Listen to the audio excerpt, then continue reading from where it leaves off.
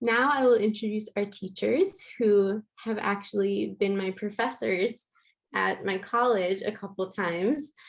So Dr. Chi and Dr. Roulette, thank you very much for coming.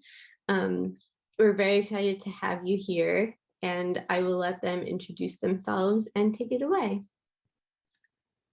Hi, I'm Dr. Chi. I'm Janine. Brianna approached us to see, and I was very glad to help. I've been at Muhlenberg for 75 years. a little too long. No, 17 years. I did my graduate work. Oh, okay. Hi. I did my graduate work in Seattle, and I came to Muhlenberg in 2003. I've been teaching at Muhlenberg in sociology for all this time. I also teach a class called Social Food, which I'm actually offering next semester. So it's actually on the sociology of food. I'll turn it to you. Hi, I'm Cathy Marie Willette. I'm chair of the history department at Muhlenberg, and I direct Latin American and Caribbean studies. And I just calculated this morning, I've been teaching in or about Latin America for 23 years. My first sort of gig out of college was leaving my parents and moving to Ecuador. And although they were really unhappy about that, it turned out to make a life career for me. So I'm so excited that Brianna thought of us. We were lucky enough to have her parents entrust her to us while we went to Cuba, but right before COVID. Thankfully, we snuck that in right before in January of 2020. And I'm really excited to join you. I have been to Peru. I didn't live in Peru, but I have been to Peru in several different areas. And so I'm happy to answer any questions. Of course, my home in Ecuador is just north of Peru, so lots of exposure there. So thanks for having us. So do you want to, Brianna, should we get started? Yeah, you could go ahead and get started. Right now, for everyone, I'm posting the ingredient list in the chat. The recording will be available on our cooking library after today, and the recipe will be taught during class. Yes, the complete copy of the recipe will be available to you, not right now, but after class. And just a quick hello and just run of show. I'm Julia. My mom and I started Tradition Kitchens. So excited to have everyone. We know that people are eager and excited, and you're going to be asking a lot of questions. We will do our best to get to everyone's questions, but we just want to let everyone know. Be nice. Okay. Oh, we really want to encourage you to be on mute. You were pre-muted, so some of you did unmute. So please do that so we can make sure we only hear our teachers. But just note that if we don't get to your question right away, it's not that we're ignoring you. It's that we don't want to disrupt the flow of the experience. So we'll save some questions and we'll ask them when the time feels right. So we just wanted to mention that before we get started, and appreciate everyone's patience and excitement and enthusiasm. So back over to the main event. Thank you, Julia. I'm so excited to hear that you and your mom started this. That gives me a warm and fuzzy feeling. I think in COVID, it's been really hard for everybody. And so we've tried as a family to make this inclusive in the kitchen every day, to kind of mark the end of one part of the day and the beginning of the other. And this is a really fun dish to make, I think. But also you can vary in size. So if you're one person, you could make it for one, or you could make it for a larger group. And hopefully you're taking care of your neighbors as we are. We've been sharing recipes and sharing food across fences in our neighborhood since last spring. So that's always a good idea too. If you feel like you have too much, it's great to share. So we're going to start with rice, right? We're going to start with rice. So we have a rice cooker. In our family, we eat a lot of rice. So we just bought a 25-pound rice bag. I know it's a lot, but if you guys don't have, and we're using Thai jasmine rice because I'm from Singapore, and in Singapore we eat Thai rice. But you can substitute it with any kind of rice you like. If you like Japanese rice or even California rice, let's go for it. Brown rice. I don't know, all kinds of rice. Actually, the really, really good rice is Carolina Gold rice. So a big shout out for the people in the South making really, really nice Carolina Gold rice. Absolutely. So the first thing we do is we wash rice. Then yes. Cathy's been very much trained. Yeah. And Janine's going to talk about why and how we wash the rice. I just put a little They bit. can see from this Oh camera. yeah, you guys have 2 cameras. Oh, great. All right, so I've just put a little bit of water and with clean hands, just sort of stir. And you can kind of see as you're doing this, the water becomes sort of milky almost, right? And so why are we washing the rice, Janine? You tell. Well, tell I people why mean, we do this. I think that, through packaging and whatnot, my grandma always, in the Chinese family, you always have to wash the rice, even in the Japanese household, I think. So there's like dust and there's stuff on the rice that you kind of want to just rinse out. The goal of this is to actually also kind of, you don't have to stir it too hard, but you have to kind of agitate a little bit. So the idea is to agitate it. And then how many times? It depends. When I washed rice, my grandmother was never enough for my grandmother. She would say, do it again, do it again, do it again. I'd say generally, and now my daughter does it, and I tell her to do it again and do it again and do it again. So, but I say generally when it's almost, kind of clear, like you can see the rice. The first time you noticed that it was almost, you couldn't even see it. Now this is what, your third time? Yep. So I generally say about 4 or 5 times. That's plenty, that's good, So. And then we want to talk about levels of water, which Yeah, always depends on what kind of rice and what you're making. Yeah, and so we did only a cup here. Again, depending on how many people you are, 1 cup of uncooked rice, I would say, is good for about 2 serve. Again, how much rice do you want? So I'd say for me, 1 cup is good for 2 to 3 people, which is our family size. Often you cook more rice than we use, and then we have leftover rice, which I use to cook fried rice with. So, it comes in multiple uses. It's looking pretty good. Yeah, okay. And also there are many recipes that don't call for washed rice, right? Typically when I make Mexican rice, whatever recipe I'm using doesn't say to wash it, and that's okay too. Sometimes you fry it with a little oil, a little onion, but in this house, I have been instructed to wash my rice, and I'm pretty good at it. Yeah, I you don't are. lose any grains down the sink, so I'm proud of myself. Oh yeah, that's the other thing. It was, rice. In the Chinese household, rice is like bread or potatoes, right? And so rice is very important. It's a main staple. So my grandma would get very upset if the rice kernels were dropping into the sink, and she would say it's not good because you're wasting essentially staple food, right? So just be careful when you agitate. Don't agitate so much that the rice keeps coming out. And similarly, when you pour, pour carefully. And then when you're adding water, you can do a strict measurement. In this house, because we cook a lot, we've probably cooked 700 meals in the past year and a half. We kind of eyeball things, but generally you have a kind of quantitative approach. It's sort of a foolproof approach. Stick your finger in here. Yeah. So typically, what I was taught by my grandmother was to stick my finger from the bottom of when you feel the surface of the rice and the water. It should be about this much, right? About almost one knuckle. Generally speaking, that's about it. So you need a little bit more water. I do. Yeah.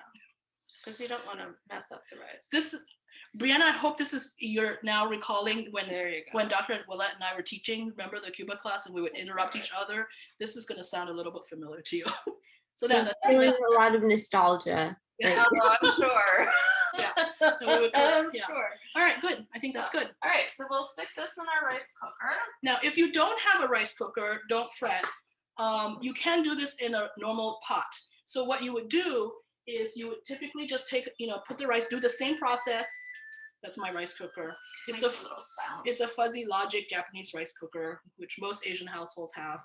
But if you don't, and for a long time I did it, you just add ordinary pot. Here, I'll show you. Like an ordinary pot, right? You wash your rice, just do the same process, and you would fill up the water just like I did for that one, and you would just set it on the stove and just bring it to a boil. Once it boils, you got to watch it. Once it boils, you turn the fire off and just leave it. Just turn it off, all the way off. Yeah, turn it off, all the way off. Let it sit. And in 20 minutes or whatever, if you want to, you can sort of open up and see, and it should be all cooked. It should just based on it steams itself inside, right? So you don't run the risk of it boiling over or the bottom scorching. You just turn it off and it cooks inside the pot. It's a fantastic foolproof method for rice. Yeah, that we used when we were traveling, and you don't carry your rice cooker around. Wish we could though. but We half wished we haven't could. done but that. we haven't done that.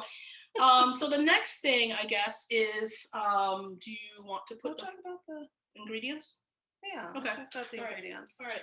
So the dish, you tell them about the dish. Tell them what is the Well, dish. so we're cooking a Peruvian Chinese dish today, and it's called Lomo Saltado. And Lomo just means a beef, like a loin of beef, and Saltado is the process of doing the stir fry. And why this is significant is because, like many countries in the Americas around the world, we see patterns of immigration, particularly in Peru through the 19th and 20th centuries, where a lot of Cantonese-speaking Chinese arrived in the 19th century and into the 20th.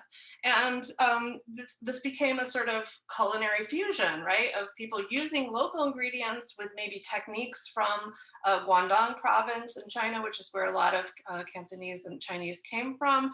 And so this is just one example of what we call chifa, or Cantonese style Peruvian dish. And lomo saltado is something you'll see on menus really everywhere. And so it means that stir fry of beef. And now just to sort of clarify, you don't have to use beef, right? If you want to, one example I read about in a cookbook was you can cook fish and just add it at the end to the dish. You can use You chicken. could use chicken, you can use mushrooms, right? So if you're vegetarian, that's fine too. We're doing sort of a more classic example here, and just to display the technique, although we're not using a wok because you don't need a wok, frankly, to do a stir fry. So chifa actually in Chinese, in Chinese, it really literally means to eat. And so that Right. chifa becomes a Chinese Peruvian sort of cuisine. Right. And you find actually in Peru, Lima has the largest Chinatown in Latin America. And the oldest. And also. the oldest.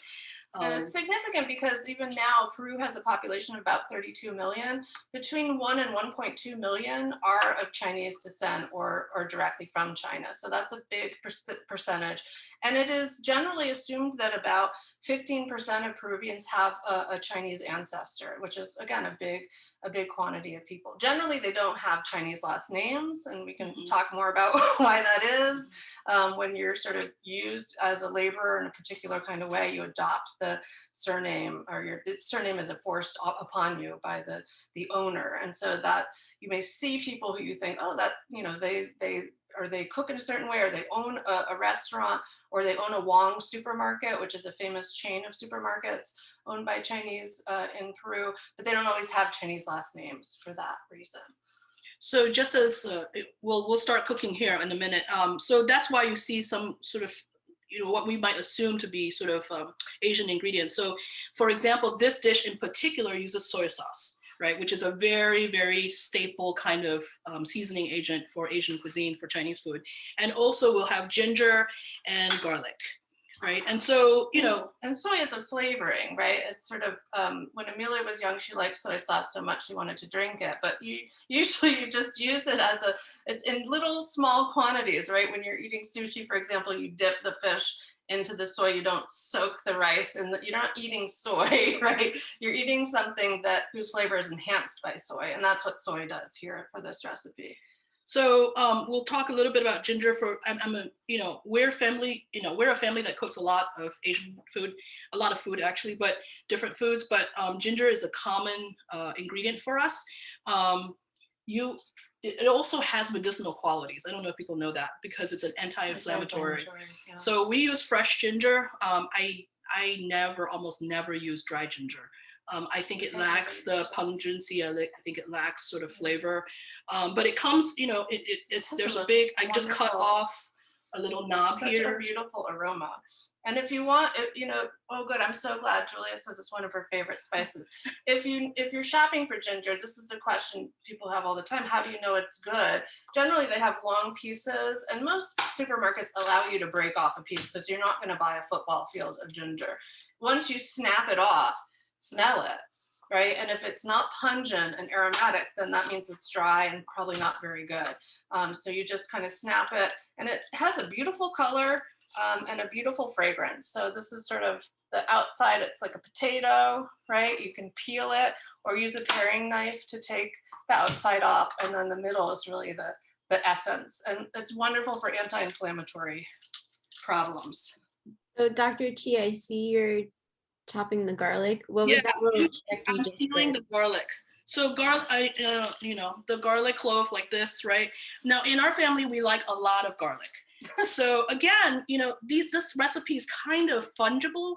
I cook in very fungible ways anyway. So it depends on your flavoring. Like if you like a lot of garlic, if you're a garlic lover like this one, I tend to put triple. It's almost never. I like to eat it raw, which is probably weird, but it's so good and it tastes so, if you have scarcity of ingredients in COVID, like we've all gone through, and you have some bread that's not necessarily fresh, throw it in the toaster oven, stir fry quick some garlic and olive oil, put it on the toast. It's the most wonderful snack. It's delicious and satisfying and also fairly healthy with all the garlic. So to peel the garlic, I just took the skin off, right? And you just skin off. And then I kind of sometimes I usually like to take the end off a little bit, the root end, and then I smash it and I just hit it. And why do you smash it as opposed to other ways? So that the skin comes off more easily. You can spend hours. I mean, I think it's a good life skill to have to learn how to peel garlic. It certainly encourages patience. But you find the more garlic you peel, the easier it gets, as you go along. So what do you do with the ginger? So for me, because ginger is somewhat plentiful in our house, I take the lazy way and I just use my knife and I just peel away the brown skin, right? It's just like a potato. You could use a potato peeler as well if you wanted to. I use a paring knife. Yeah. Janine is much more secure with that enormous knife, which she sharpened it prior to into the video. My knife is never sharp enough, and they say a dull knife is what's dangerous. Actually, it's easier to cut yourself with a dull knife than it is with a sharp knife. So I just peeled it off. Now, experts will say also, food professionals will also use a back of a spoon, a teaspoon, and you can shave that off too. So you can do that too. But since like I said, we have a huge knob of ginger in the fridge, so I just, do that. And what you want to do then is to cut slices, right? Other things you can do, if you're making a soup, throw some ginger in there. It's so aromatic, it's healthy, it lends a beautiful flavor to the broth. It's just delicious. And you don't have to eat it. You can throw a whole hunk in there and then take it out after when you're ready to eat your soup. Now, see, I leave these garlic pieces slightly big because it depends. Like if you really, really like, not garlic, sorry, ginger. I was looking at it and calling it garlic. This is ginger. I leave them slightly big because then that way, if people don't want to eat it, they can identify and they can pull it off, right? So if you don't mind it at all, then mince it up, and then it'll just go in the dish. It doesn't really, like I told you, like the way I cook, it's all kind of like, depending on how I feel, if I want to spend more time, I'll mince it. If I don't want to spend a long time, I'm just going to leave it. You can grate it too. That's another thing. Yeah, you can grate it too. But but be careful. The more you break down those, what do you call those? Those fibers. Yeah, the more pungent it's going to be. So that rule holds for garlic. It holds for ginger. The more you mince something up, the stronger the smell, the stronger the flavor. Right. So for the garlic, because we like garlic in this family, I'm gonna mince it. And to mince it quickly, I just smash it, like that with the back of my, with the flat side, and I just, chop, right? So those are people who are more, if you're comfortable with a knife, you can do this. Or if you're not comfortable, you can always just use a garlic press. It really minces up the garlic that way too. And that way the garlic will come through much stronger. So like I said, this recipe, it really is, a lot of Chinese cookery is always to taste. So if you like more garlic, put more garlic. If you don't like garlic, don't put so much garlic.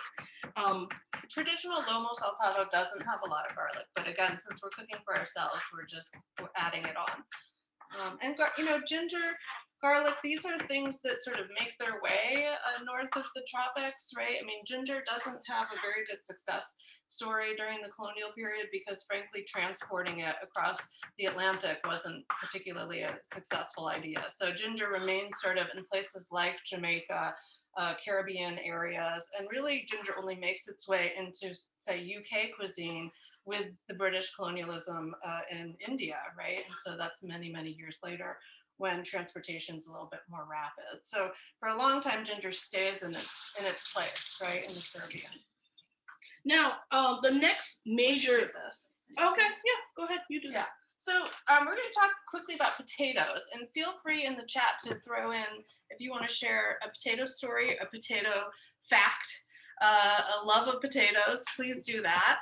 Janine always makes fun of me because part of my ancestry is Irish, and so I don't make fun of you kind of do. Well, it's a love thing, but I have these thumbs that bend backwards, and we call them potato picking thumbs. Usually, this dish calls for fried potatoes, French fries, right, as we call them.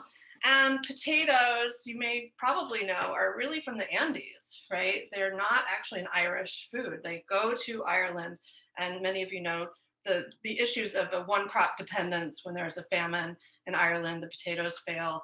But they come from the Andes. There's so many different kinds. At the time when Europeans came to Peru and to Quito, Ecuador and Bolivia, they found over 400 varieties of potatoes. And that's because of that increase in land through the Andes Mountains, where different potatoes grow well at different altitudes. So we have black potatoes, we have purple, right? Probably if you go to Whole Foods, you probably see at least a few kinds of potatoes. They seem to be kind of luxury items sometimes to get something other than fingerling or Yukon Gold or russets. But there are a lot of potatoes, and we're skipping one of the important steps today. We're not going to fry because you won't be able to hear us or see us, and it's a lengthy process. So we're actually taking a shortcut. I know Lori Dimmick will be surprised, but here it is, everybody. Look at that. Golden nugget fries from Orida.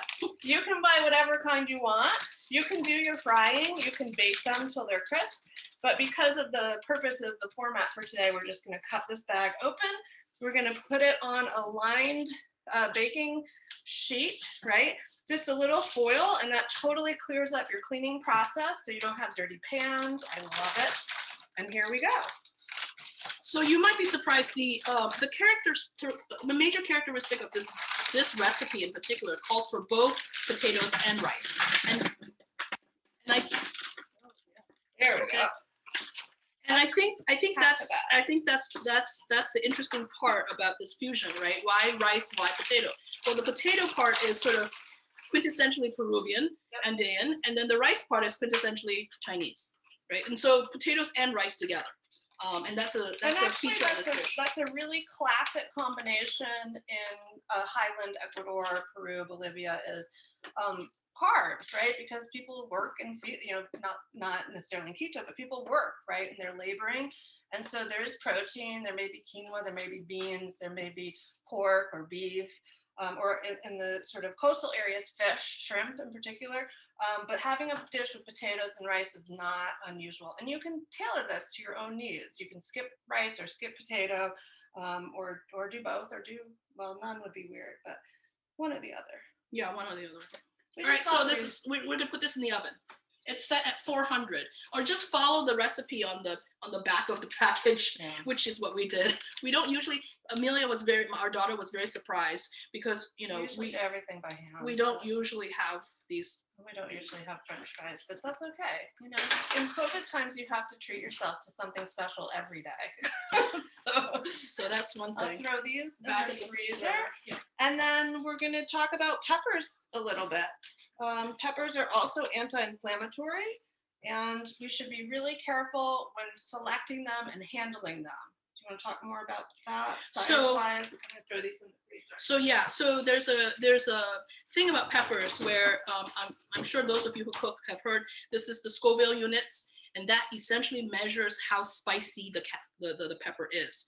So you can go from a sweet bell pepper, which is the lowest of the Scoville pepper, to a really, really high, Scotch bonnet, habanero, and those are really, or a ghost pepper. Those are like really, really spicy.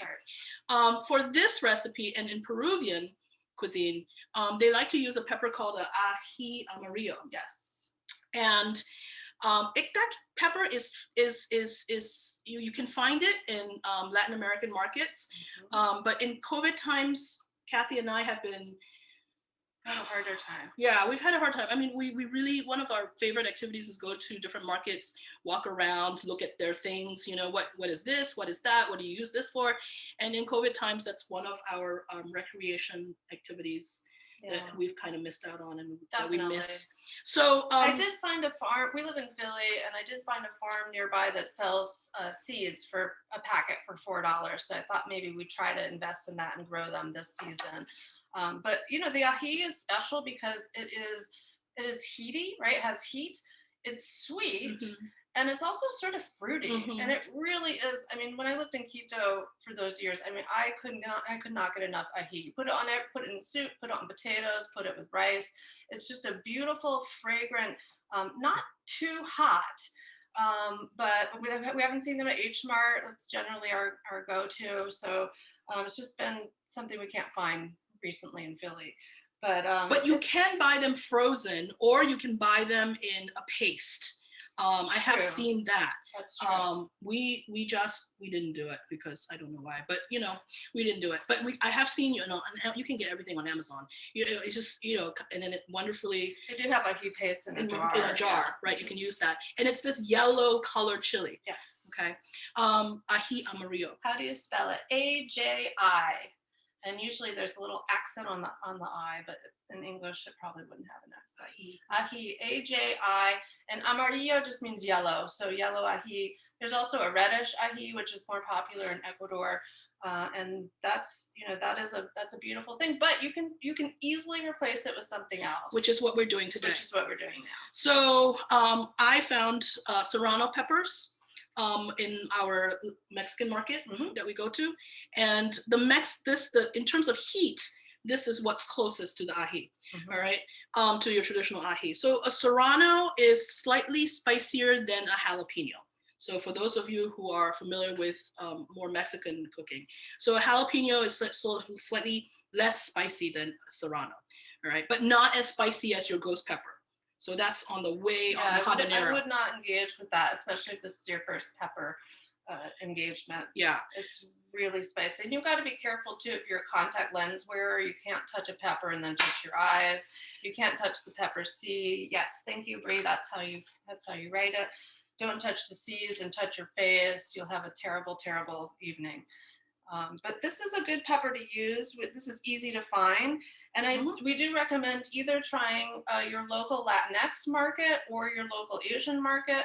They tend to have similar, you know, equatorial ingredients and different kinds of peppers. And if you don't like a spicy pepper, just use a green bell or red bell pepper. That's fine too, right? It still has the anti-inflammatory qualities. It's healthy. It gives you that little bit of crunch if you just sort of lightly stir fry. We tried this recipe, I think last week or 2 weeks ago or something like that. 2 weeks ago. And we found that the serrano works in terms of heat. We were actually surprised by, you know, and again, not every serrano is the same. Right. So, you know, it's one of those things where, not every jalapeno. So some jalapenos are like, oh my God. Some jalapenos, like, I don't taste anything. So it just depends. And so the thing that we recommend is, you know, if you buy them the same batch, you want to try one and see. Or I've teased Amelia before when I was like, here, try this pepper and see if it's spicy. And then, you know, she's learned over the years not to trust me with that. So, you know. She's shaking her head now. So what I'm doing now is I'm just slicing it, you know, lengthwise. It depends on, you know, how much patience you have. And, you know, since if I were cooking this on my own without 2 cameras in my kitchen and with all, you know, like 50 people staring at me, I probably would be like doing this with a little bit more confidence. But given that you guys are all looking at me and there's a camera, I'm going to take a little bit less time with this because I don't feel so confident. So I did de-seed and take out the veins. Now, there was a dispute a couple, maybe 10, 20 years ago. There was a dispute about where the heat is actually coming from.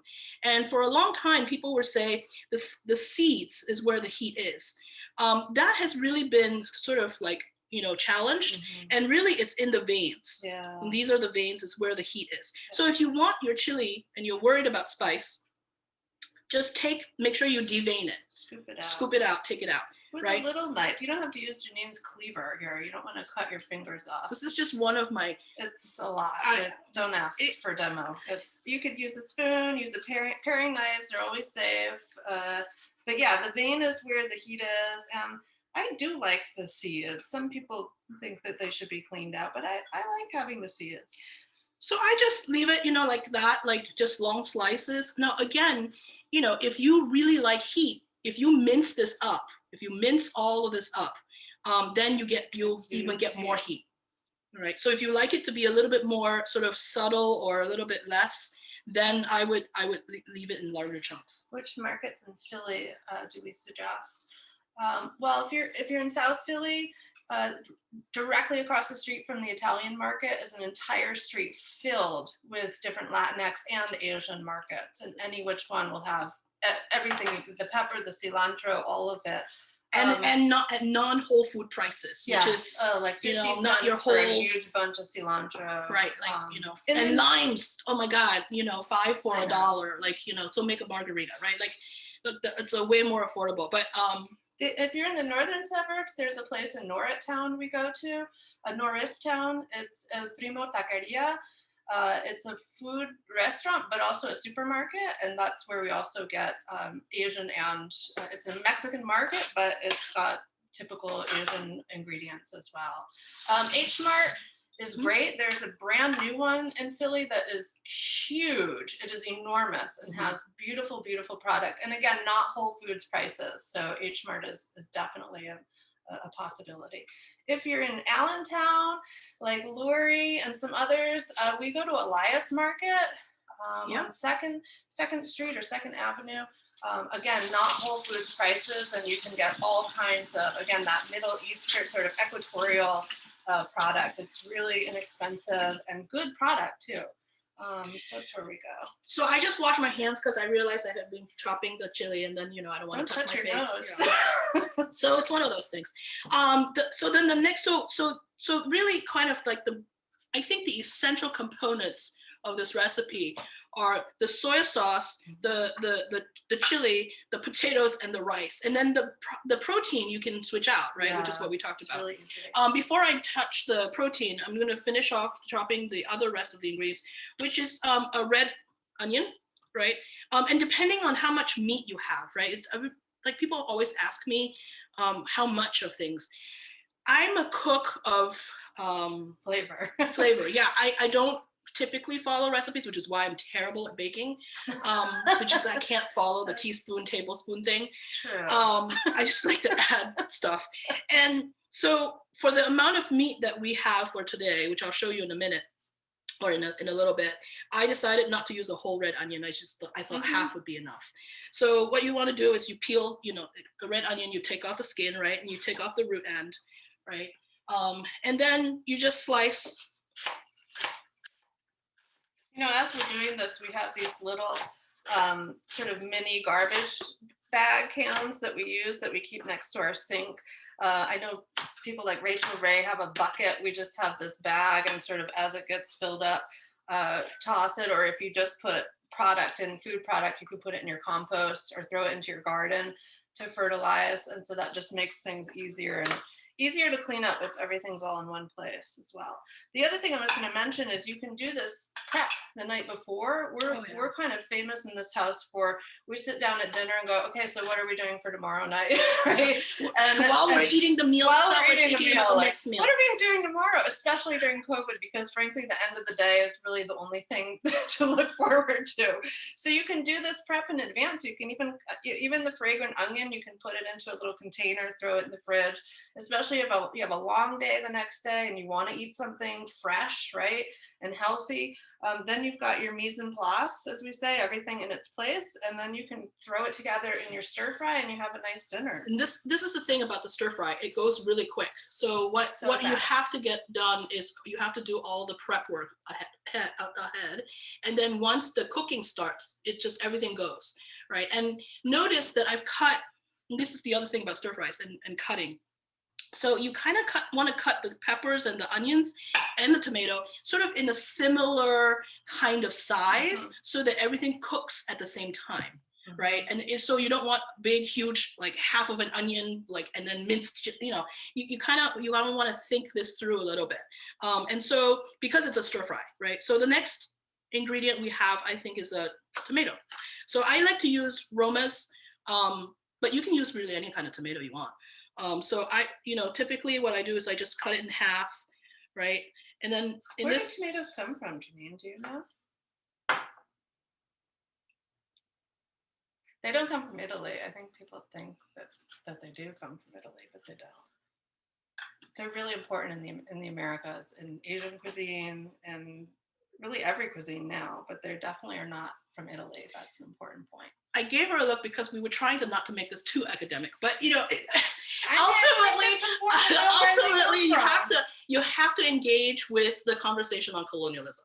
Yeah. I think that's ultimately when I teach sociology of food, ultimately you have to engage students in a conversation on colonialism, because a lot of food, how it travels across the world and whatnot, is about colonialism, which was a very, very important feature. I mean, we tend to think of colonialism as a very ugly thing. It's absolutely right.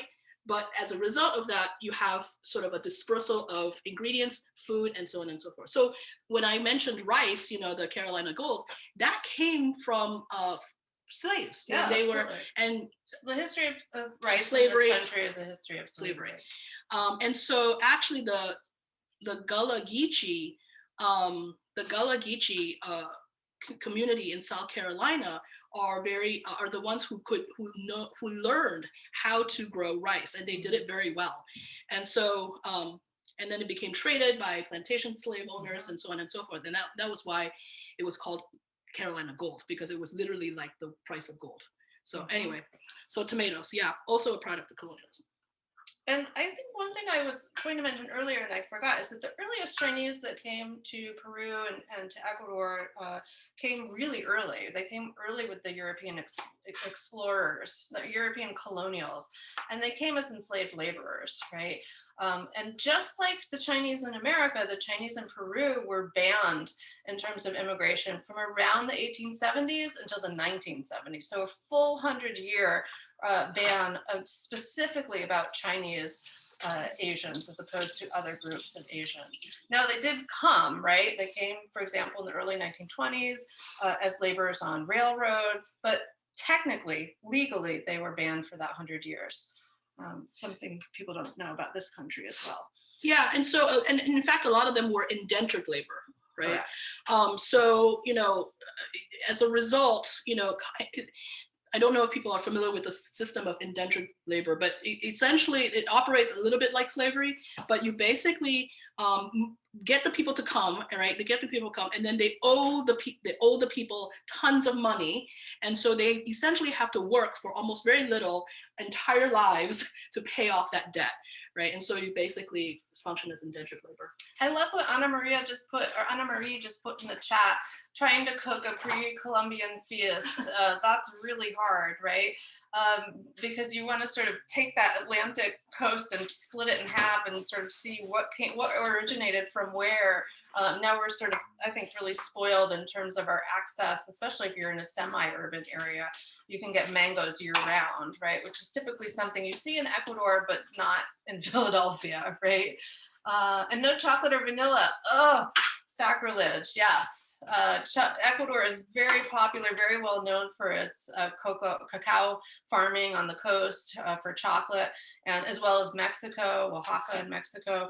And so chocolate becomes this sort of bizarre ingredient the way we do it, especially us in Pennsylvania. It's so sugary, right? But natural cacao is just a beautiful sort of almost bitter product that we really are spoiled to have access to again.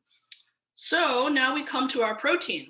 So what kind of protein is that, Janine? It's a piece of beef. I see that. It's a piece of beef.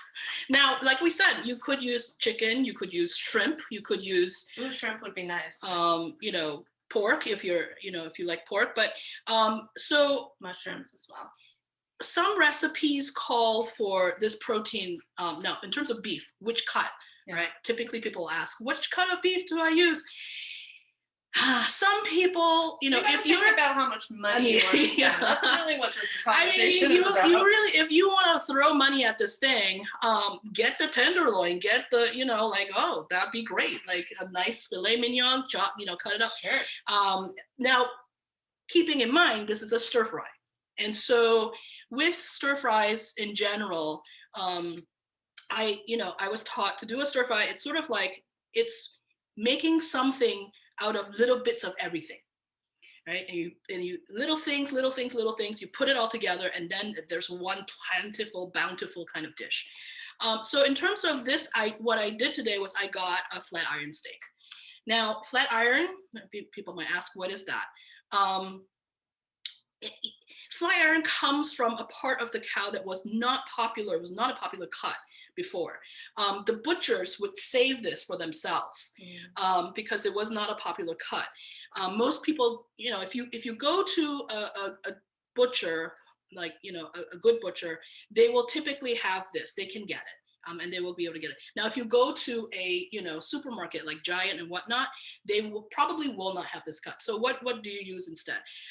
Because this is a stir fry, the kind of muscle that you need is, it has to be somewhat marbled, it has to be flavorful, and you don't want it to be tough, right? So if you get a flat iron, right, and it comes like that, and, you know, you can, different butchers cut it differently, but this is a, you know, it's a pretty standard cut here.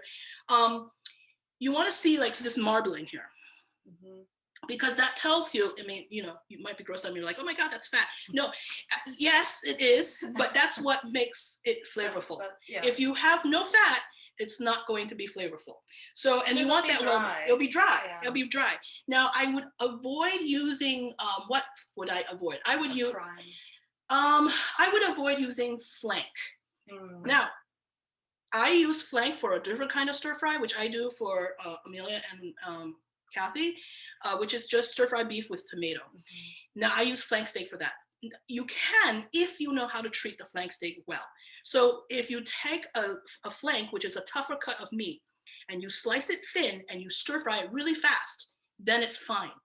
You'll be fine. But if you don't cut it thin and you let it stew, it will be like tough, like you're going to be pulling your teeth out. Yeah, you don't want to do that. Yeah, you don't want to do that. You don't want to do that with your grandparents either. You don't want to break their teeth. Yeah. Everyone needs to eat a good meal. It has to be, you know, so it depends on the kind of cut. So for example, you know, a brisket, and most of you will know, will take hours, right? It should take hours because you're trying to get that muscle to tense up, and then you have to get it relaxed. So the cooking method really determines, you know, it really determines the kind of meat, the kind of muscle that you want. So if you, like I said, throw money at it, great, get a tenderloin, cut it up and stir fry it. That's, you know, you're doing well. But for more affordable, you know, I would say an flat iron steak, a skirt steak could be even possible. Skirt steak would be good too. The Brits refer to this cut called a sirloin. It's a British cut. I don't know if people know this. The British butchery and the American butchery have different cuts. And so then they call the meats, they have different labels for the different cuts. The sirloin in our parlance, in American butchery, is sort of a combination between the tenderloin and the ribeye. So I wish I had a picture of a cow here, but I don't. I'm right here. I'm standing right here. So in a certain sense, right, the sirloin is sort of that in-between cut where the Americans have pushed out, like they take the tenderloin and then the ribeye is following that. The British take half of half, right? So it's a blend. A sirloin is actually a blend of the tenderloin and the ribeye. Again, if you have money, ribeyes are nice. They're also pricey.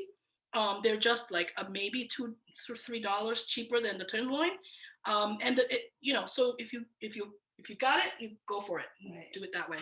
All right. So, but in Latin American cooking in general, you know, there are exceptions, the tampiqueña steak and things like that. But you see smaller cuts of protein mixed in with other things, right? So, you know, when I lived in Mexico, every day for lunch, which was our big meal, we had rice, right? The tomato was cooked in, slice a raw banana onto the rice, have a vegetable, and then some form of meat, some form of protein.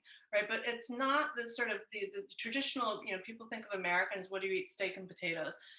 They do that in the Andes too, right? But it's not this huge piece of meat and then two baked potatoes. The portioning is entirely different. It's very different. And it's the same thing in this case, because you make one dish and it sort of feeds multiple people, Right. but you can get away with one piece of meat, right? Yep. And you can have that for lunch and then save the rest for dinner. I mean, that's what is typically done in a Peruvian or Ecuadorian household. Similarly, in the Chinese household, I often cook, like if I cook chicken, right, it's not one whole piece of chicken for each person. Correct. So I make, it's you have chicken, but you also have other dishes to supplement. So you have a vegetable dish, you have a fish dish, and so the protein gets smaller a little bit. You can. So okay, so how are we going to cut this? Because you kind of see it's sort of a thinner cut on this side. It's breadth-wise. So you don't need to cut it too thin, but again, sharp knife, right? Because you want to get very nice slice, evenly sliced so that it cooks evenly. I would cut it to about, I'm trying to figure out which camera to use. This about, I don't know, was that half an inch? Yeah, less than that? About half. Yeah, less than half an inch, less than half an inch, something like that. Again, because this is going to be stir fried, right? You don't need to cut too thick because you don't want it to have to sit, right? It's a very quick cooking method.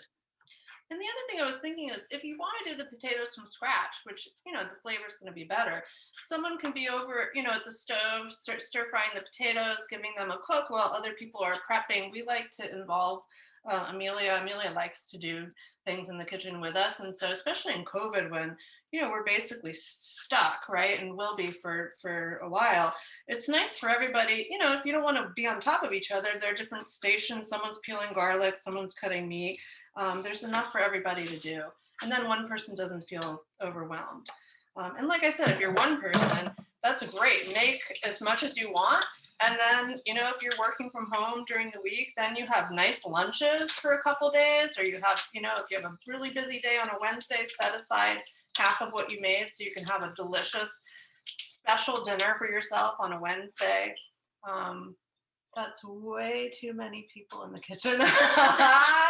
You take turns. Depending on the size of the kitchen. Yeah. Sometimes we have nights where we assign dishes to people, and we have a whiteboard on our fridge, and we kind of mark down who's doing what on what day.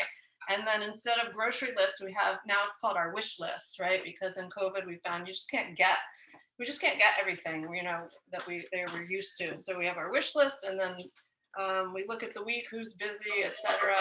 Just pick someone to do a chore if you have a big family. So what, you want a camera over there, or you want to? No, I'll bring some stuff over. Janine has a perfect secret about soy sauce. I think you'll really appreciate this. So in our family, we also enjoy sushi. And Amelia gets very jealous because, she loves sushi, but sometimes she's not here when she's at her dad's. We eat sushi, and she's convinced that, we do it without her. But really, we sometimes when we're done, we're tired or whatever, we don't want to cook. Sushi is our go-to thing.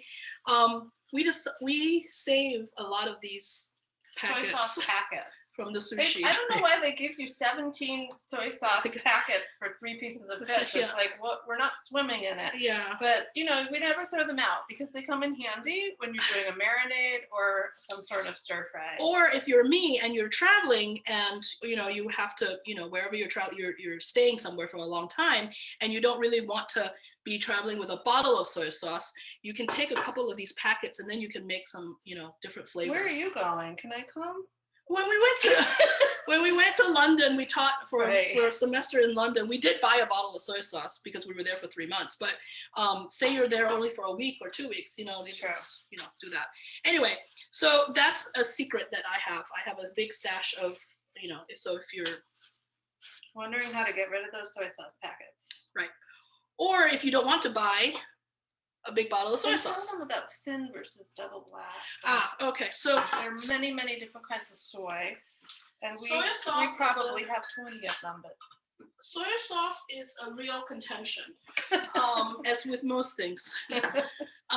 So when I started living in the States. I came to States for college, and I kind of never left. But so when I first started, I had to stock up a kitchen, and my grandmother was with me, and we went to buy soy sauce in Seattle, actually in Chinatown, International District, and there was so many types of soy sauce, and you tend to go towards things that you're familiar with, right?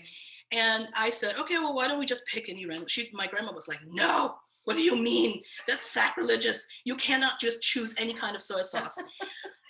Just so in our family, in my family, I like to use this brand, Kunchun. I can see this. And this is it used to be made in Hong Kong, which is of course now part of China. It's made in China on the Yeah, front. because it used to be in Hong Kong, but now Hong Kong was returned to China in 1997. Yeah. So now it's made in China. Hong Kong is part of China. So, and I have thin, and I have two. is- I have two kinds. Yeah.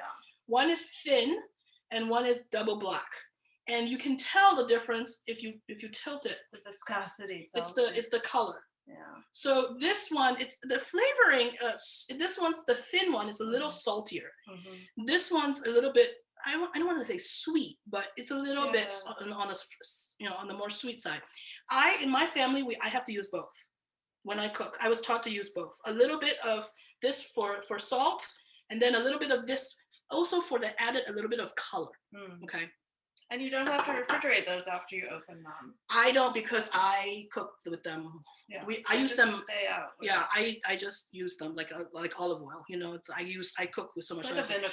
Now that's just on the Chinese soy sauce side. Then you have the Japanese soy sauce. So you get into the politics of soy sauce. My grandmother lived through the Japanese occupation of China in 1940s, and so she remembered those days, and so she was always like, no, we're not using Japanese soy. But that's she would have been 99 this year. No, she died in 98. Well, anyway, she's passed now, but she was 98 when she passed. From the Latin American perspective, soy is a whole other ball game. Right. Many people don't know that the largest population of Japanese outside of Japan is actually in Brazil, actually in the city of Sao Paulo, Brazil. There's a huge Korean neighborhood, a huge Japanese neighborhood, Chinese as well, in the area of Liberdade in Sao Paulo. And so there is a big market for soy. There's a big market for soybean, especially in southern Brazil and also in parts of the Amazon. And so soy there is, I suppose, less contentious in the sense that it's not necessarily assigned to Japanese, for example. Most of it you'll find from China. And that's just, part of that made in China sort of reference, right? Everything that appears to be Asian is usually references China or Chino and just appears to be Chinese. As an aside, I know this is a lot more information on soy than you ever wanted, but as an aside, there is now a whole. Someone asks the origin of it. Or the origin? No, Yeah. so there's a whole industry on artisanal soy sauce where people are. Oh, there's my rice cooker. That's my rice cooker. Sorry. Hold on. So there's a whole industry now on the artisanally made soy sauce. So not large grand scale commercial productions, but very small batch productions. And that kind of soy sauce can get really, really pricey. We usually save that kind of soy sauce for things like poke, sushi, where you're not cooking it. Yeah. But there's now this real production on really kind of using first grade kind of soy fermentation, right? Allowing it to ferment and so on and so forth. So very much like the balsamic vinegar production, right? Where it's gotten a lot more precise. More artisanal. Yeah. So flavoring the beef. You can do it both ways. You can pre-marinate. You can sort of put a little bit of soy just to marinate it. You can put a little salt and pepper. It depends on my mood, because I'm just that kind of cook. So if I'm in the mood to pre-marinate it, I would just put a little bit of soy sauce on there and just let it sit for a little bit. If you're in a rush, don't sweat it. Just put a little salt and pepper and you're ready to go. Mm-hmm. All right. So our rice cooker is done. I think the potatoes are probably done.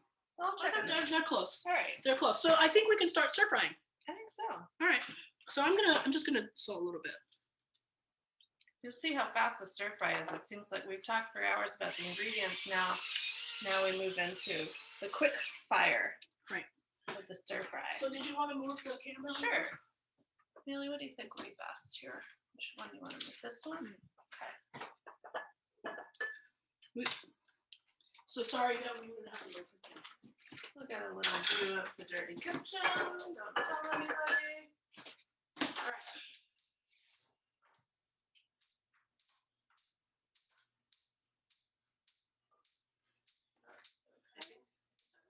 You see how much we like our garlic in this house. Oh yeah, just buy it by bulk, Yeah. for sure. This is what you get in H Mart. So I'm gonna check on the fries while you go ahead. all right, so I just heated up a pan. I'm waiting. The one thing when I bought my house, one thing I really wanted was a gas stove. That way you can control your heat a little bit more. But I recognize for years I cooked on an electric stove. And it's, it's not the best, but it'll work. It won't hurt too much. So I'm just gonna heat it up. Let's see if they add, do you think they add salt to frozen fries? I don't think so. Are they done? No, but I'm checking for salt. Oh, they're salty. There we go. Just give them a little stir, throw them back in the oven. All right, so for stir frying, what kind of oil? That's another question. Cathy likes to use olive oil. I like to use grapeseed oil. It has a very high smoking point, and so for a stir fry, when you're looking for high heat, this won't smoke up too much.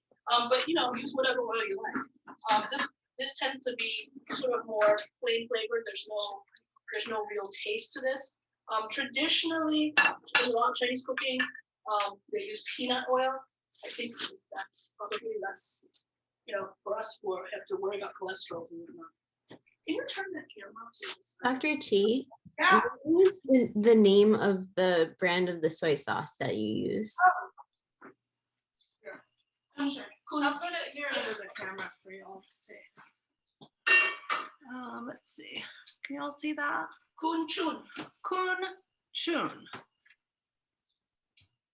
But you can use, there are tons of soy sauce brands out there. Yeah, so this one is Koon Okay. CHUN. KOON CHUN. CHUN. Yep. And which one are you using today? The thin one or the black one?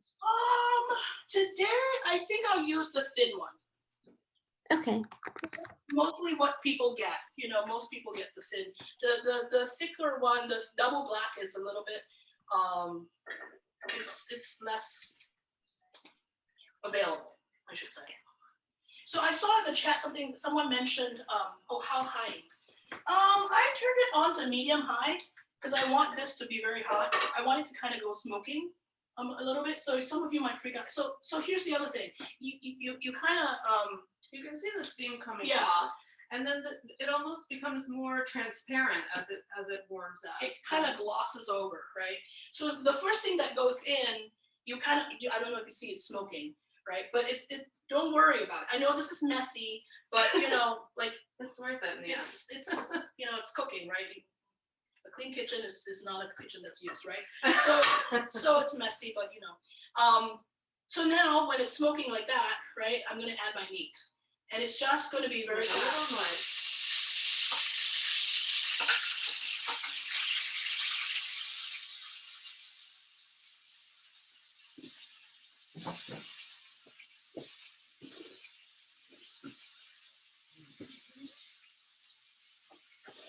So when you first hit it, right, you don't want to move it too much.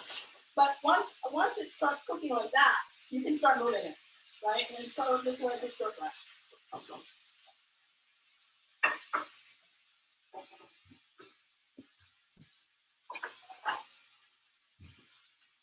So what's going to happen is you're going to see it turn, right? And that's good.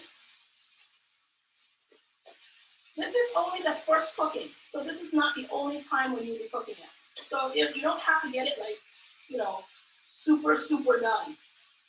But this is going to be there's going to be a second cooking of this when we put all of it together. So tell them right now, what are they looking for in terms of how they know to remove the meat from the flame? So when it starts, you know, when it starts getting a little bit brown, you don't want it too brown, but when you start losing the redness, right? When the beef starts looking to be more cooked, right? Then you can kind of remove it.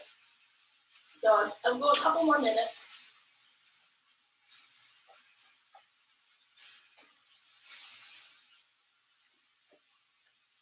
And actually I can go higher on the heat too.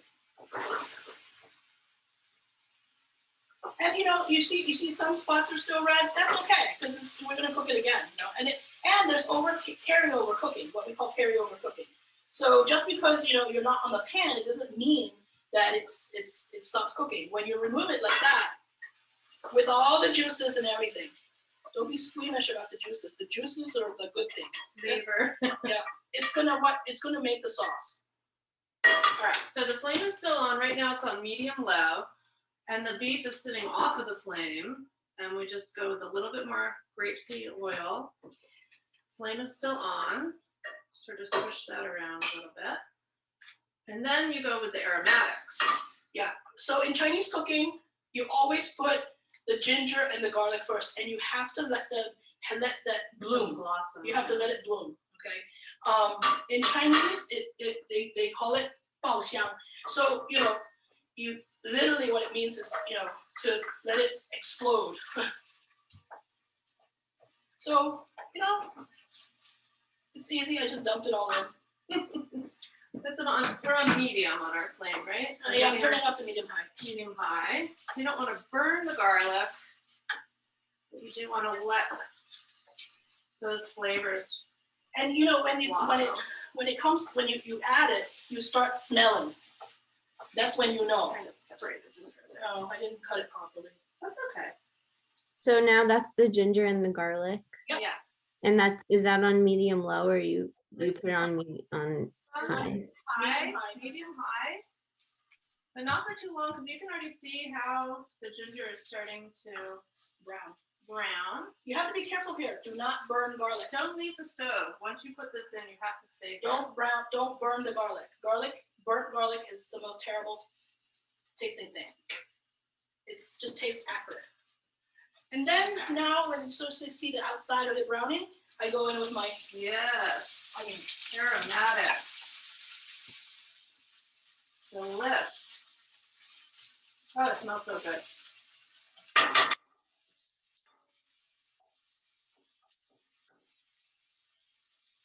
So I turned the flame down a little bit because, see, this is the thing with the gas, you know, it goes high really fast, and then you gotta watch it. So you basically are, stir frying this. Yeah, so right now we're actually on medium. Yeah, medium flame. And you can use a spoon, we use tongs all the time. I mean, just like you can eat rice in a variety of ways with a fork, with your hands, with chopsticks, you can cook with whatever utensils you have. So in our family, we don't mind our onions a little crunchy. If you like your onions really super cooked, just, so keep frying it. We like our onions kind of Little body. little body. I mean, it depends, right? If you're doing caramelized onions, again, it's also with recipe.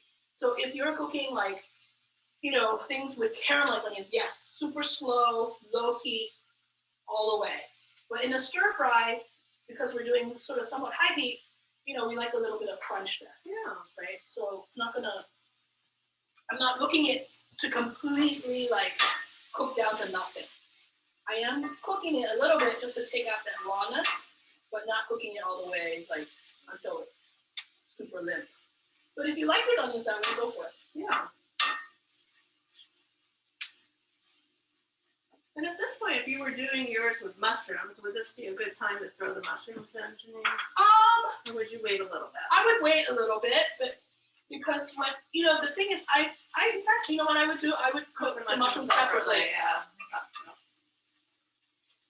So then I just added my serranos in there, right? I'm turning up the heat again.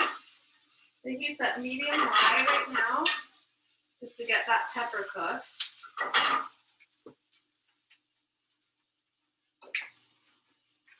So, like, you know, like I said, I don't do a lot of measurements very often, but this is where I would pour a little bit of soy sauce in a bowl. Actually, when I'm cooking without you guys, I would just be pouring the soy sauce in here by myself like that. But, you know, Like a tablespoon? I would say between a tablespoon to 2 tablespoons, one tablespoon to 2 teaspoons or something like that. I mean, you gotta go with flavor, you know, like, remember we haven't had salt yet. We only salted the meat. Right. So, and then you add a little bit of vinegar. And you're using apple cider vinegar. Yeah, you can use apple. Watch my thing. You can watch. Here, listen. Sure. You can use apple cider vinegar. You can use white wine vinegar. You can use white vinegar. It doesn't matter. It just has a little bit of tang to it. Sure. So how much? 1 teaspoon, maybe. Just a little bit. Smells amazing. Even without the soy, everything smells delicious. Let me put it back on. Now, the thing about the tomatoes, you don't want it over mushy. You don't want it cooked totally. Okay, so you want to leave it in some sort of body form. I think now is a good time to put the beef back in. Sure. See, with all the juices. All the juices. All the juices. All those back in. Sure. And then,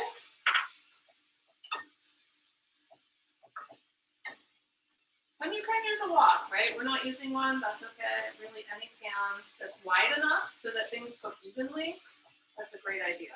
so and then at this point, I'm just adding all the seasoning together, all at once. So this is the saltado of the recipe. We're doing the stir fry of the loin or the whatever form of, And then we're done. you're making. And we're done. And that's it. That's it. So, We just finished cooking off the meat, right? Because we took it out when it was probably, what, 3/4 way. medium rare maybe? And then 3/4, yeah. 3/4. And that's it. Now, what you should smell Oh, is yeah. this Ooh. fragrance. Delish. And a little hit of vinegar just to sort of get those salivary glands going. That's it. That's it. You're done. So we're gonna plate it up and show you Yeah, how we plate it. how it goes together. Yeah, and I think I have a plate over there. Okay, so you want to move this? Yeah, I'm gonna move that. Or we can leave that there and just have that one too. We'll Otherwise. grab all of our components and come back over here so that you can have a look at how it all comes together. So can you see us? Can you see this? Oh, okay. Cool. All right. So rice was done. Remember, they had the, you know, I'll show you. Here's your paddle. I'll show you my rice cooker. Yeah. This is the rice cooker right here. I was using a very, very old version. This is a Fuzzy Logic Japanese rice cooker. Based on Fuzzy Logic. It's actually called Fuzzy Logic. Don't ask me what it is, but I know it's Fuzzy Logic. Oh, we wish you could come over. The Abrams family, we'd love to have dinner with you. And so we have rice, right? It's cooked. I like to stir my rice a little bit, just so that, you know, loosen it up a little bit. It's sort of steaming. Again, how much rice? Well, it depends if you're a big rice eater. I like to serve like a little, like, how do you want to say, half a cup cooked rice? It's whatever you want, really. Yeah. Honestly, with rice, Yeah. It really is a personal choice. Now, of course, we had said have some cilantro, right? Of course, conveniently in our haste of, you know, preparation and whatnot, we don't have any cilantro. So if you have some cilantro, you can put it on the top. But we used all cilantro the other night. It is So what it is. and then we forgot. And so then you Some basically people love cilantro. For some people, it tastes like toothpaste or something. No, right? no, soap. Mouthwash. Soap. Soap. Right. So we like it. and that's a genetic thing. So Yes, it right. depends on whether you've inherited that unfortunate Right. gene. Yes. Bree, I don't know. Do you remember we talked about this in our cubic class, Bree, extensively? Cilantro. Yeah, I do. I actually have that gene. I got it from my dad. Oh, come on. Oh, Dad. What's wrong with you, Come Dad? on, David. Okay, so you guys see this? There's a little sauce, right? And I like sauce, so I like to Yeah. put my, put it over. I put the sauce over the rice. Yep. Right? And your father calls it juice. My father calls it juice. Yeah. So, every family has their way of referring to that. And then we've got our Ore-Ida French fries straight from the freezer to your stove. And then the French fries, we just sort of ladle them on the top, believe it or not. I did a bad job there, but throw them over the dish. Some recipes, in fact, Just like that. some recipes, in fact, call for the French fries to be added into the sauce, like while it's Yeah. cooking. Yeah. And so then the French fries absorb the gravy a little bit, you see? But so yeah, I don't know. Should we put more on there? Sure. I mean, this looks a little scarce. I was trying to be but discreet. discreet. That's very much unlike us. I bet your kitchen smells amazing right now. It does. I wish you all could be here.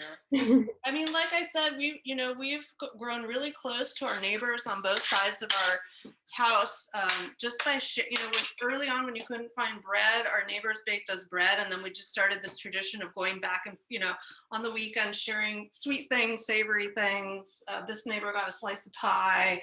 So you can definitely, if you need to check in on someone, or someone who's maybe older or someone who can't get out, this is a really sweet thing to share. It's got savory and sweet, and it's got something that will really stick to your ribs to carry you through the next day as well. It doesn't quite look so. It doesn't look glamorous. I think it looks lovely. Yeah. Oh, she wants the green cilantro, Yeah. but So just imagine the green cilantro on the top.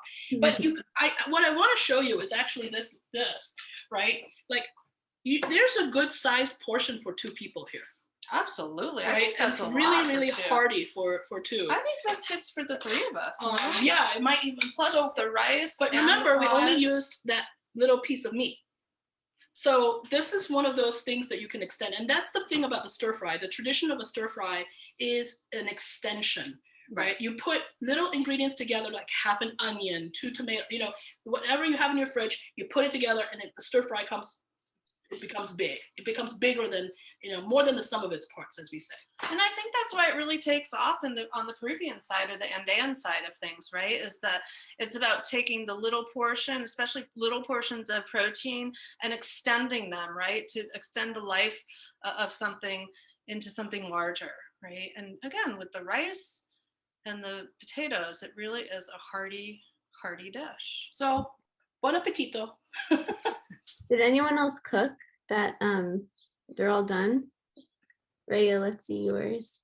Oh, I want to see. Oh yeah, beautiful. She had the That's cilantro. gorgeous. That looks gorgeous. Good job. Yay! I want to go over there. Let's Where are go. you? Up in Derby? We're coming over. Yeah. Good job. That looks amazing. Oh, I think Maya cooked also. Yeah, there we go. Yes, Yeah. Maya. Good for you. Nice job. That looks amazing too. Whoever cooked, can you guys send us pictures, like in an email? I'll put our email in. Take We'll a say mine is underwhelming because it does not have any protein. I okay. forgot that in the grocery list. No worries. This is a takeoff, right? You can do kind of whatever you want, really.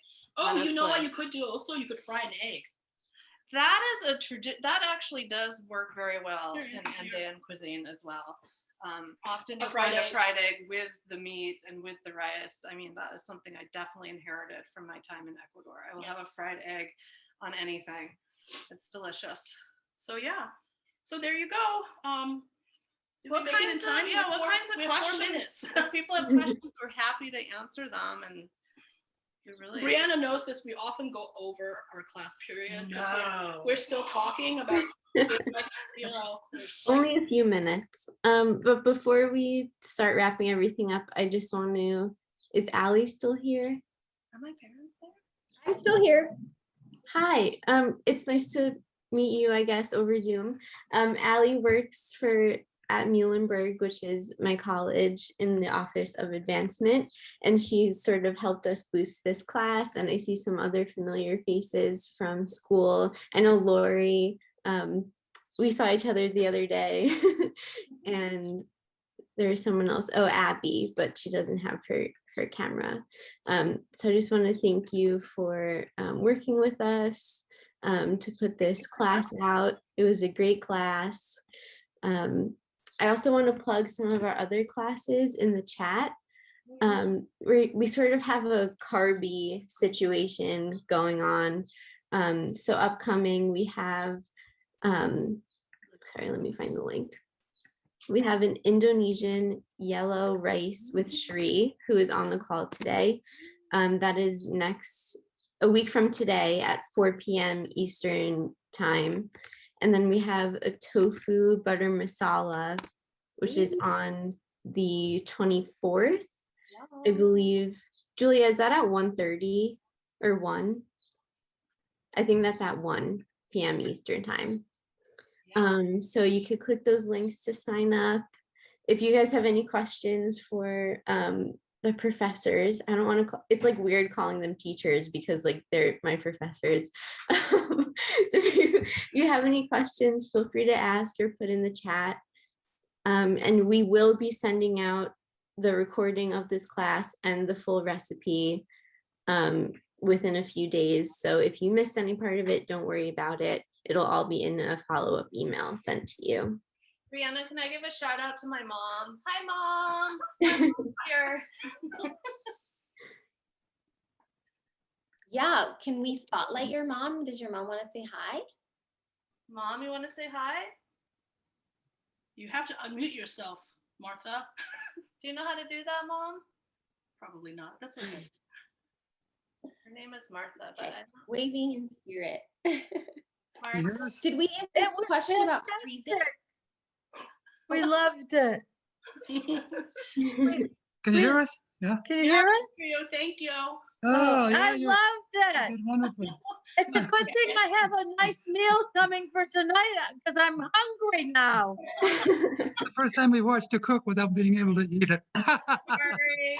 We're getting our second shot soon, and then we'll have you over. Okay, Okay. bye-bye.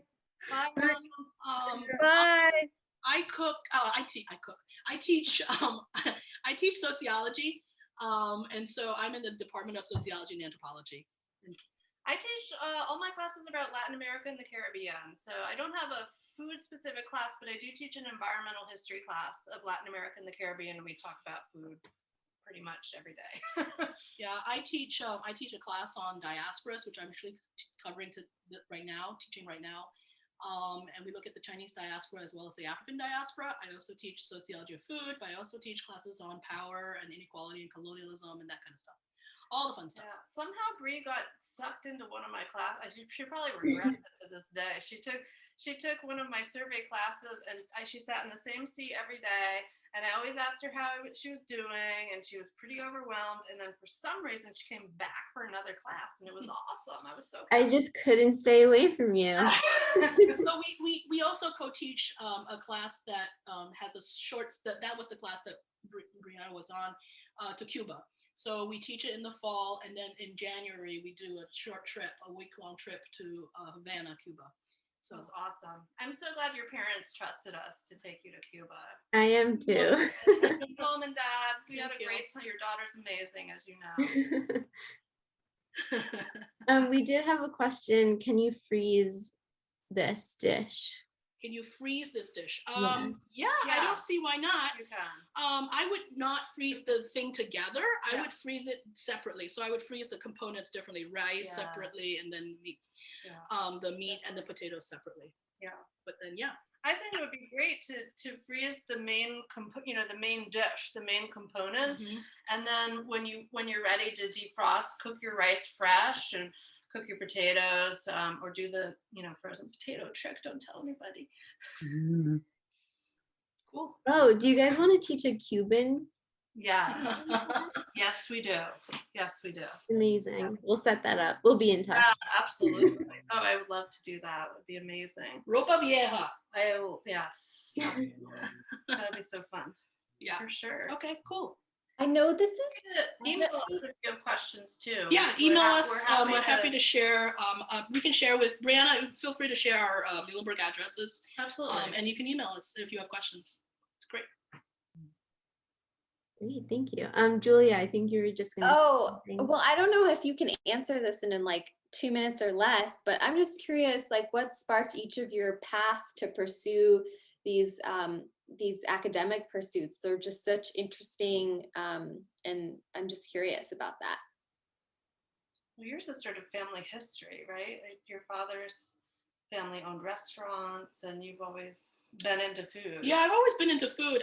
My father's side of the family owned 2 Chinese restaurants actually in Singapore, and I always wanted to be in the kitchen, but my father always said no. The women were not allowed in the kitchen. It's an interesting. Women were expected to be in the home kitchen, but not in the restaurant kitchen. So there's a distinction. So women were not allowed to be chefs. Right, it was a male-dominated kind of thing. But I've always been interested in food. I grew up, my grandmother moved to Singapore in the 1950s, early 1950s, from Shanghai, and we were always a foodie family. So I grew up sitting at her kitchen table, and I would be doing homework, and she would be cooking. And she had this. Oh, it's going to be longer than 2 minutes. I'm sorry, but she had this cabinet right by her stove where she stocked all her sauces and her soy sauce. And whenever I came home from school, the first thing I would do is go open up that cabinet and take a good long sniff. And I don't know even why I did that, but it was always very comforting to me. Till this day, I still remember that smell. There was nothing cooking in there. It was just the sauces. That's amazing. So yeah, you're yeah, I mean, 2 things. I think I've always said to my parents, I think I was born in the wrong place. Like I don't feel like a New England, I grew up in Massachusetts, and I'm not a snowbird, I don't like bland food. I like strong flavors. And the other thing was I have, an older sister who was a year older than me. In this tiny little town, I would have all the same teachers that she had. She took French, and I was like, nope, I gotta have, the only thing I could do differently is take Spanish. And, I just had a real passion for it, for reading in another language. And I was lucky. I went to a small liberal arts college. I was able to study abroad for a year. And I mean, it just was a passion to be somewhere else, away from where I was raised. And right out of college, I just decided to move to Ecuador. My poor parents have always been like, why are you doing this to us? They said that when we went to Bangladesh and India too. But it just is traveling is a delight to me. I love to be in new places, and I really, for some reason, I thrive in chaos, and I'm just able to put things together when they're chaotic. So it's just been a lifelong pursuit at this point. So cool. Very inspiring. I love it. And we also, we're a big believer in putting together your own families. And I think COVID has shown us the power of, adopting friends, adopting neighbors. We even we borrow our neighbor's new puppy, their COVID puppy. I mean, you've got to sort of rely on each other to get through these really trying times, because it can be lonely and a little bit boring. So we're just trying to bring community into our kitchen. We're really pleased that we were able to have this time with you all. That's beautiful. I love it. That's what we're all about. It's perfect. What a nice way to wrap up. I love it. All right. Well, thank you so much, Brianna. You want to officially conclude our incredible afternoon? Yeah, so thank you again to our teachers, and for Allie for sort of collabing with us at Muhlenberg. And again, I put the links to our upcoming events in the chat, and you'll be receiving a follow-up email within a few days with the full recipe, a recording of the class, and a link to our cooking library where you could find all of our past classes. And yeah, thank you all for coming. If anyone makes the dish and tries it out, please let us know. I'll put our email in the chat again so you could send it over. And thank you all for coming. And thank you to Dr. Roulette and Dr. Thank G for you. teaching. Julia, thank you, Bree. Thank you, parents. Thank you, Lori Dimmick. Thanks, Bye. thanks, Mom. She's gone. Thank you. Okay, Thank bye. you. Bye. Thank you. Everyone, bye-bye. Thank you. Thank you. Thank Bye, you. Brianna. And Bye. Nancy, question, Julia. do you eat with a spoon or a chopsticks? What's your recommendation? Do we still have, oh, they're gone. I think it's your turn. All right, have a good one. Bye, everyone. Bye, Bye. Julia. Bye, Brianna. Bye. Bye.